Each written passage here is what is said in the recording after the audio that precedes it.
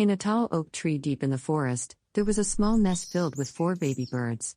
3 of them were eager to spread their wings and explore the world, but the smallest of them, a little bird named Chirpy, was afraid.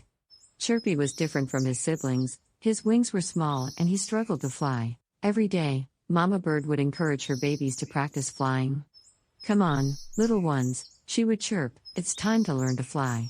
Chirpy's brothers and sister flapped their wings and soared into the sky, but when Chirpy tried to fly, he barely made it off the branch before falling back down. One day, Chirpy sighed and said, "I'll never be able to fly like them.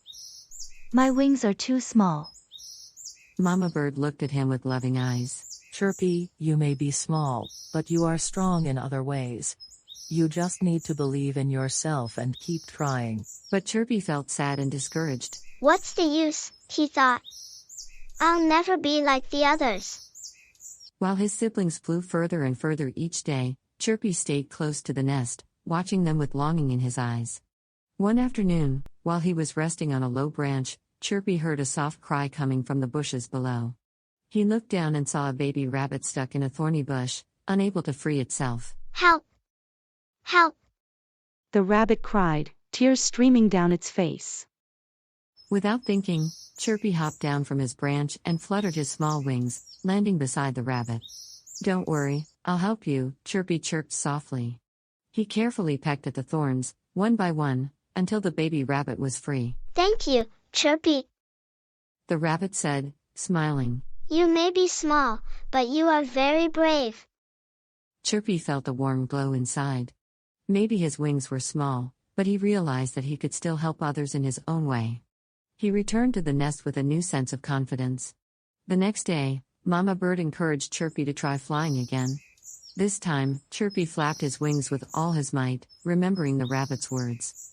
To his surprise, he stayed in the air a little longer than before. He kept practicing, little by little, day by day. Though he couldn't fly as high or as fast as his siblings, Chirpy didn't give up. He flew low and close to the ground, exploring the forest and making friends with other small creatures who needed his help.